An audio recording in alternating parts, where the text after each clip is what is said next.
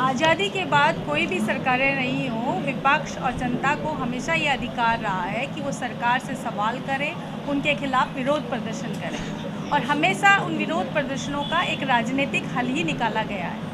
ऐसा पहली बार हुआ कि 4 युवा अपने मुद्दों को लेकर के, जनता के मुद्दों को लेकर के प्रधानमंत्री जी को काले झंडे दिखाने जाते हैं और उसका दुष्परिणाम उनको ये झेलना पड़ता है कि क्लीन छवि होने के बावजूद, जिनके ऊपर एक भी कोई क्रिमिनल केस अभी तक नहीं है, उनको पाशा के तहत 1 महीने से ज़्यादा के लिए अंदर रखा जाता है, जिसका परिणाम ये निकलता है कि एक व्यक्ति अपने बच्चे को खोता है, एक व्यक्ति अपनी नौकरी खोता है और मानसिक यातना और सामाजिक जो उनको अवसाद जो झेलना पड़ा, सामाजिक रूप से उनके ऊपर जो धब्बा लगा, वो अपने आप में अलग बात है।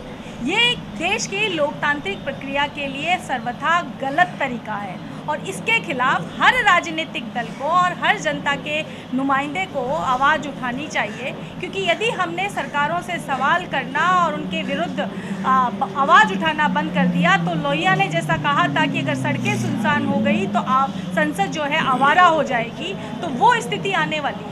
हम ये कहते हैं कि इनको चूँकि अब बाइज्जत बरी जो हाई कोर्ट के अंदर जो रिटायर्ड जज हैं, उनकी कमेटी ने पाशा के अंदर कोई बाइज्जत बरी किया है, तो इनके ऊपर जो दाग लगा है उसका हर्जाना के लिए अब हम डिफॉर्मेशन केस भी जो है वो सीपी के खिलाफ करने जा रहे हैं, क्योंकि इसका जवाब और इसका हर्जाना तो मिलना चाहिए, क्योंकि उनके खिलाफ बिल्कुल जो आप कहिए कि निर्दोष होते हुए इस तरीके की कार्रवाई की गई। तो मैं जनता से यही अपील करूंगी और हमारे देश के जो लोकतंत्र के चौथे स्तंभ हैं हमारे प्रेस, उनसे भी ये निवेदन करूंगी कि इस तरह की घटना, कोई भी छोटी घटना किसी भी पार्टी के साथ हो, किसी भी सरकार के द्वारा हो, उनको आवाज़ उठानी चाहिए, क्योंकि कब एक छोटी सी चिंगारी ज्वाला बन करके हमारे लोकतंत्र को ख़त्म कर देगी, स्वाहा कर देगी, वो पता नहीं लगेगा। तो इसलिए हर चिंगारी के ऊपर हमारा आवाज़ उठाना और उस चिंगारी को दबाना हमारा मौलिक दायित्व बनता है।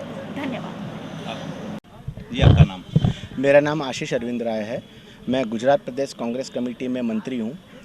आशीष जी, आज किस प्रकार से प्रेस कॉन्फ्रेंस रखी गई है? ऐसा है कि 29 सितंबर को भारत के जो प्रधानमंत्री हैं श्री नरेंद्र मोदी जी, वो सूरत के अंदर आए थे। उनका एक रोड शो था। क्योंकि हम विपक्ष में हैं तो विपक्ष की भूमिका निभाते हुए देश के अंदर जो महंगाई, भ्रष्टाचार और बेरोज़गारी जो चरम सीमा पर है, तो उसके तहत हमने उस रैली को काला झंडा दिखाया।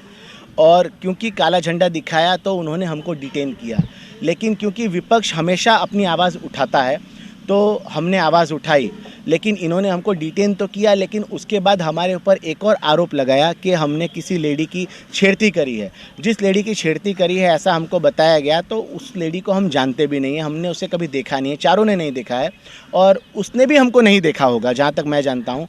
और ऐसा एलिगेशन हमारे ऊपर लगाया गया क्योंकि वो खुद एक भाजपा की कार्यकर्ता हैं और उनके ऊपर पॉलिटिकल प्रेशर रहा होगा। लेकिन हमने जो विरोध किया उसका एक वीडियो वायरल हुआ है।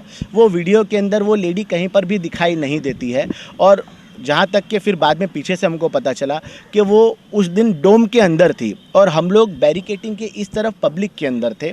हमने काला झंडा दिखाया, वहाँ पर कोई महिला नहीं थी और हमने पुलिस के साथ भी किसी प्रकार का कोई घर्षण नहीं किया।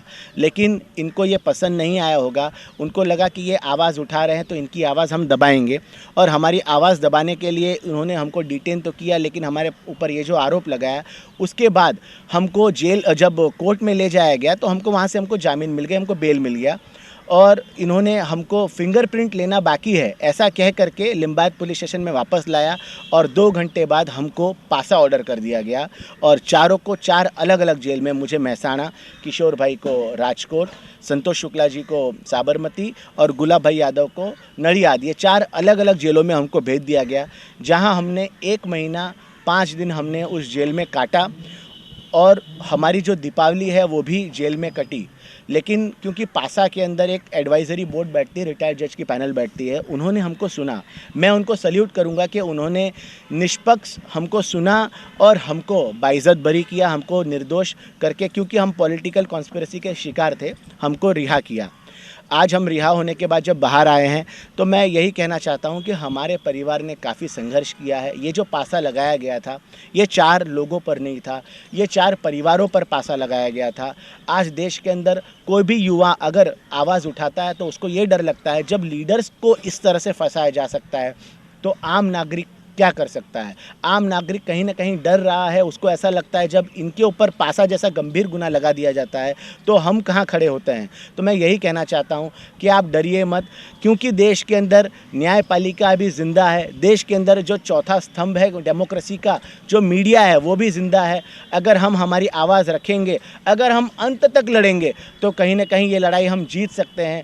जो सत्य है वो परेशान हो सकता है लेकिन वो पराजित नहीं हो सकता। हम अंत तक लड़ेंगे। इसके अंदर जिसने जिसने हमको फंसाया है, चाहे वो कोई भी लीडर हो, चाहे भाजपा का कोई भी नेता लीडर हो, चाहे वो पुलिस प्रशासन में कोई भी अधिकारी हो, जिसने पॉलिटिकल इन्फ्लुएंस में आकर के हमारा बैकग्राउंड भी नहीं चेक किया कि हमारे पर किसी प्रकार का कोई क्रिमिनल केस नहीं है और हमको एक असामाजिक तत्व के ऊपर जो केस लगाया जाता है पासा, उसके तहत हमको जेल किया, तो उसके खिलाफ हम लोग अंत तक लड़ेंगे। चाहे किसी भी सुप्रीम कोर्ट जाना पड़े, हाई कोर्ट जाना पड़े, कहीं भी जाना पड़े, लेकिन हम अंत तक लड़ाई लड़ेंगे।